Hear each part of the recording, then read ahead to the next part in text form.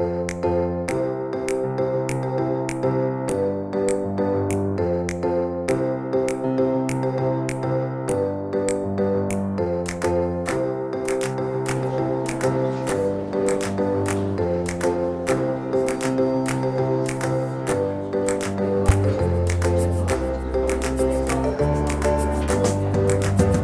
going on today is a conference with lots of professional workers, with children, teachers, social workers, to talk about preventing child abuse of all kinds. And I think that's the challenge. We mustn't just be satisfied with responding after it's happened. We've got to prevent harm in the first place, which is why this conference will have its focus today on prevention. Šogad notiek kārtējais pasākums Dārdedzē, kas sociālā darba speciālistiem vienmēr ir ļoti liels notikums. Konferences nosaukums ir kopienas līdzdalība bērnu un ģimenes labklājības stiprināšanā.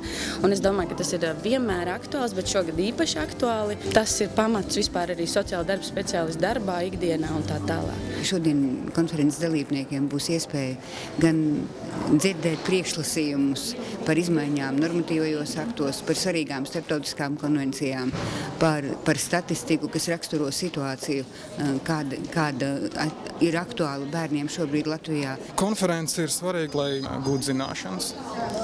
Tā ir tāda koncentrēta iespēja gan tās dalībniekiem, gan mums pašiem apmainīties ar informāciju, viedokļiem, ar jaunumiem šajā sfērā. Ir iespējams kaut kā vienādot viedokļus, gūt vienotu sapratni par tēmu. Man ļoti svarīgs ir bērnu liktenis, mūsu nākamā paudze. Un svarīgi ir cilvēki, ar kuriem es šeit kopā esmu. Svarīgas ir idejas, kuras pēc tam var realizēt dzīvē. Pirmkārt, man liekas, ka vienmēr ir svarīgi mācīties un vēlreiz mācīties. Un Dārdedzes konferences vienmēr ir īpaši ar to, ka tiešām daudz ko var iegūt no tā. Nākamais tā ir iespēja satikt savus kolēģus, kas ir gadu laikā iegūti un atkal uzņemt arī jaunus kontaktus, kas arī, diemžēl, ir ļoti svarīgi mūsu darbā. Prieks vienmēr satikt un dzirdēt kaut ko jaunu. Dārdedze arī vienmēr ir tam ļoti inovatīviem pieejamiem tam pieiet. Īpaši svarīgi gan pašiem apmainīties ar pieredzi, arī dzirdēt tos labos piemērus par to, kā var iesaistīt ne tikai atsevišķas institūcijas bērnu situācijas uzlabošanā, bet iesaistīt kopienu, visus kopienas resursus, un tieši šī iespēja dzirdēt piemērus, kā to dara, varētu būt iedvesmojoši arī citiem konferences dalībniekiem, lai varētu smelties idejas par to, kā savā pašvaldībā izmantot visus pieejamos resursus.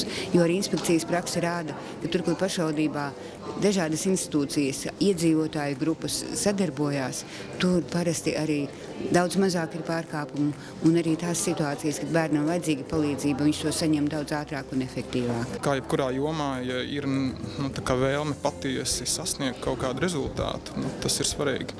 Lai nebūtu tā, ka katrs rauj uz savu pusi to deķi.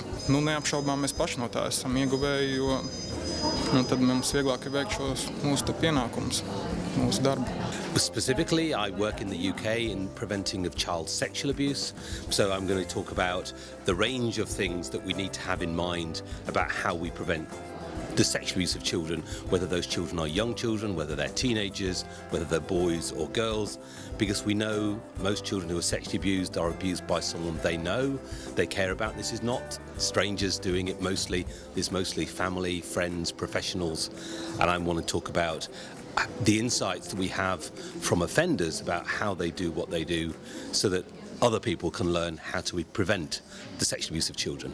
Lielais konferences dalībnieku skaits pirmkārt pierāda, ka speciālistiem ir svarīgi ik pa brīdim tomēr paskatīties ne tikai uz savu konkrēto darbības jomu, uz savu konkrēto darba vietu vai pašvaldību, bet ieraudzīt varbūt to savu vietu kopējā kontekstā, redzēt situāciju Latvijā, dzirdēt citu valstu pieredzi.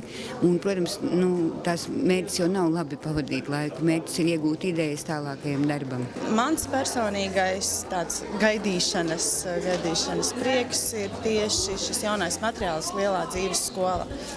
Tādi noteikti strikti izmērām rezultāti tur nav iespējams. Es domāju, ka tas ir viens mazs solis, viena